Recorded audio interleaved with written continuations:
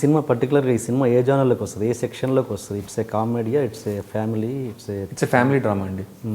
It's not a romantic comedy నాకు తెలిసి. ఒక నా ఫ్రెండ్ వాళ్ళ అబ్బాయి చిన్న పిల్లాడు అడిగాడంట, నాన్న చూసాను బాగుంది సినిమా బాగుంది, దీన్ని ఏం సినిమా అనాలి అన్నాడంట.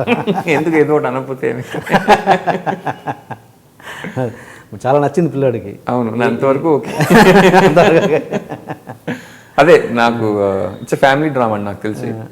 బట్ హ్యూమర్ ఉంటుంది, హ్యూమర్ లేకపోతే ఏమో నాకు తెలియదు. అంటే ఉంది, it's a funny family drama. Funny కూడా కాదు, ఇట్స్ వెరీ సీరియస్గానే నడిచింది సెకండ్ హాఫ్ అంతా కూడా. వెరీ టచింగ్ ఉంది చాలా. ఇంకా ఈ సినిమా గురించి మీరు ఏమైనా చెప్పాలనుకుంటున్నారా? చెప్పాలనుకుంటున్నానంటే లైక్ ఇందాక మనం అనుకున్నట్టు ఊహలు గుసగుసలాడేటప్పుడు నాకు 1% డౌట్ కూడా లేదు ఈ సినిమా బాగుంటుందని. ఈ సినిమా రిలీజ్కి ముందు నాకు 1% కాన్ఫిడెన్స్ కూడా లేదు ఈ సినిమా ఆడుతుందని. లేదా? లేదు. ఎలా, ఎందుకు పోయింది సార్? ఎందుకంటే 1.5 month లాస్ట్లో టార్చర్ బేసికలీ. ఎట్లా? ఎవరికి నచ్చలేదు సినిమా చూసిన వాళ్ళకి. ఈ సినిమా ప్రొడ్యూసర్తో సహా. ప్రొడ్యూసర్ పాపం అంటే ఆయన ఎప్పుడు నన్నే నమ్మాడు. మనమంతా ఇస్ వెరీ గుడ్ సినిమా, కానీ డబ్బులు రాలేదు, మంచి దెబ్బ తగిలినాడు. సో కమర్షియల్గా ఈ సినిమా ఆడడం చాలా ఇంపార్టెంట్.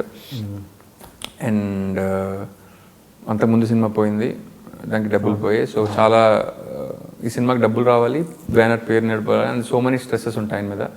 కానీ నేను ఎప్పుడు ఈ సినిమా ఫ్లాప్ అయినా నెక్స్ట్ సినిమా నాకు ఆఫర్ ఉంది ఆయనతోటి, అదే రెమ్యూనరేషన్కి, అదే అడ్వాన్స్కి. సో ఎప్పుడు అందులో అయితే ఢోకలేదు. ఆయనకి సినిమా ఇష్టం, నేను గర్వపడే సినిమా అని ఆయన నమ్ముతాడు. డబ్బులు వస్తాయి రావని ఆయనకు తెలియదు. ఓకే. అండ్ కాకపోతే చూసిన వాళ్ళకి ఎవరికి నచ్చలే. చూసిన వాళ్ళు అంటే ఎవరు, బయట వాళ్ళ లేకపోతే ఆప్తులు ఉంటారుగా కొంతమంది, ప్లస్ కొంతమంది మన వాళ్ళే ఉంటారు, పనిచేసే వాళ్ళే ఉంటారు. ఎవరికి నచ్చలే సినిమా, టు బి ఆనెస్ట్. ఏమి డైరెక్షన్ డిపార్ట్మెంట్ కూడా? డైరెక్షన్ డిపార్ట్మెంట్ కూడా డౌట్స్ ఉన్నాయి. అండ్ నేను చెప్తాను సార్, నాకే కొన్ని ప్రాబ్లమ్స్ ఉన్నాయి స్క్రిప్ట్లో, ఇప్పటికీ కొన్ని ప్రాబ్లమ్స్ ఉంటాయి. అండ్ జనాలు వాటిని ఇగ్నోర్ చేసి చూపించడం నాకు చాలా ఆనందంగా ఉంది. కాకపోతే మొత్తం నచ్చకుండా ఉంటుంది నాకు. సో కొన్నాళ్ళకి ఇంకా కాన్ఫిడెన్స్ పోయింది. సినిమా చూసి కొనుక్కున్నారు కొంతమంది, చూసాక కూడా ఎందుకు కొనుక్కున్నారని డౌట్ కూడా వచ్చింది. అవును, అట్లా జరిగింది బేసికలీ. ఓకే. ఇప్పుడు ఆయన ఏంటంటే ఏ పొజిషన్లో ఉంది సినిమా? వెరీ హ్యాపీ అండి. కమర్షియల్గా ఊహించిన దానికన్నా ఎక్కువ, ఆశించిన దానికన్నా ఎక్కువ. అందుకే నాకు కూడా హ్యాపీగా ఉంది బేసిక్. ఇది చెప్తున్నానంటేనే హ్యాపీగా ఉన్నట్టు. రెండింటిలో కంపేర్ చేస్తే ఏది మంచి హిట్? ఊహలు గుసగుసలాడండి ఇది స్క్రిప్ట్ పరంగా అది పర్ఫెక్ట్ అండి. ఊహలు గుసగుసలాడే అంటే దానికి ఎక్కడ క్రిటిక్స్ అంటే ఎవరు రివ్యూ ఏం చేసినా యాజ్ ఎ స్క్రీన్ రైటర్ నాకు అది స్క్రిప్ట్ పరంగా పర్ఫెక్ట్ స్క్రిప్ట్ అని ఒపీనియన్, నేను వాదించగలను. జోత్సాంద స్క్రిప్ట్ పరంగా కొన్ని లోపాలు ఉన్నాయి, కానీ రెవెన్యూ పరంగా, ఎమోషనల్ గ్రాటిఫికేషన్ పరంగా ఇదే ఎక్కువ. And it's deeper film. అంటే ఊహలు గుసగుసలాడే హీరో హీరోయిన్ కలిస్తే అన్నయ్యలు ఇద్దరు కలిస్తే వాళ్ళకి వచ్చే ఆనందం ఊహలు గుసగుసలాడేలో రాదు. చాలా మంది నాకు యాక్చువల్లీ సినిమా చూస్తున్నప్పుడు రైట్కి తిరిగితే అందరూ కళ్ళు మట్టి నీళ్ళు పెట్టుకున్నారు నా పక్కన కూర్చున్న వాళ్ళందరూ. అండ్ నాకు 2-3 మెసేజ్లు కూడా వచ్చాయి. ఏంటంటే నాకు ఫ్రెండ్స్ ఫార్వర్డ్ చేశారు, అన్నయ్యతో గొడవపడే వాళ్ళు 2-3 నాకు వెళ్ళి వెంటనే అన్నయ్యతో మాట్లాడాలనిపించిందని, అక్క చెల్లెళ్ళు ఇద్దరు వెంటనే హగ్ మై సిస్టర్ అని. నాకే 2-3 వచ్చాయి. అంటే ఈ 2 రోజుల్లో దాదాపు అలా 20-30 మంది అన్న ఉండుంటారని నా అనుమానం. అది బాగా డీల్ చేశారు కూడా. ట్రైన్ దిగాక ఇద్దరు హగ్ చేసుకున్న సినిమా ఏమాత్రం తేడా కొట్టినా ఓ అని నడుస్తారు జనాలు. అవును. బట్ అది డీల్ చేసే విధానంలో ఉంది. డెఫినెట్గా అది సక్సెస్ అయ్యారు అక్కడ. మంచి ఇంట్రెస్ట్, టచింగ్గా ఉంది, కన్నీళ్ళు వచ్చేసింది అది. అవును. అండ్ దీంట్లో లోపాలు అన్నారు, ఎలాంటి లోపాలు అనుకుంటున్నారు? ఎటువంటి లోపాలు అంటే రాసినప్పుడు it's a very adventurous script అండి.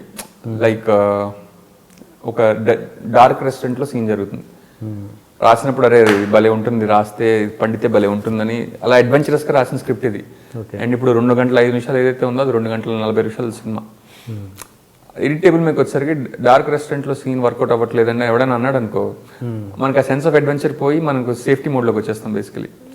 సో రాసినప్పుడు ఉన్నంత సెన్స్ ఆఫ్ అడ్వెంచర్ పోయి యాక్చువల్లీ సేఫ్టీ మోడ్లోకి వచ్చేసి సేఫ్టీ మోడ్ నుంచి చూస్తే ఏం వర్కౌట్ అవ్వట్లేదు. వీళ్ళేంటి అంత సినిమా ఒకే ఇంట్లో జరుగుతుందా, ఇప్పుడు ఎలాగా అని ఇప్పుడు ఎవరు మాట్లాడలేదు దాని గురించి. సెట్ అదిరిపోయింది, లైక్ ఓకే, ఇంకా రకరకాల భయాలండి బేసికలీ అంతే. అండ్ స్క్రిప్ట్ పరంగా కొన్ని లోపాలు ఉన్నాయి, ఇప్పుడు చెప్పకూడదు. అదే ఓకే.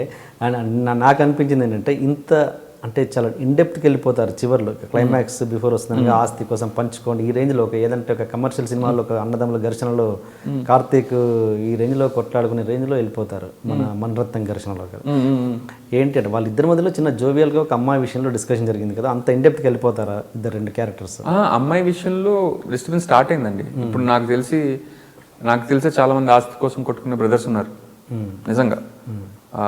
నాకు తెలిసిన వాళ్ళే ఉన్నారు. వాళ్ళ జీవితంలో అసలు ఏ అమ్మాయి లేదు ఒకసారి అంటే ఏ డిఫరెన్సెస్ లేకుండానే ఒక స్టేజ్ వచ్చేసరికి దే డ్రిఫ్ట్ అపార్ట్. అన్నదమ్ములు అనేవాళ్ళు లైఫ్స్ వేరు వేరు అయిపోతాయి. నాకు తెలిసి తమ్ముడి గప్పులు ఇచ్చి డబ్బులు తీసుకునే వాళ్ళు ఉన్నారు, నాకు తెలిసి ఆస్తి కోసం కొట్టుకునే వాళ్ళు ఉన్నారు. అది అమ్మాయి వల్ల స్టార్ట్ అయింది అంటలేదు నేను, అమ్మాయి వల్ల అంత డిఫరెన్స్ వచ్చింది అంటలేదు. స్లోలీ లైఫ్స్ డ్రిఫ్టెడ్ అపార్ట్ అంతే. Okay okay. సినిమా గురించి మీకు ఎక్కడెక్కడ ఇబ్బందులు ఎదుర్కొన్నారు ఈ సినిమా విషయంలో?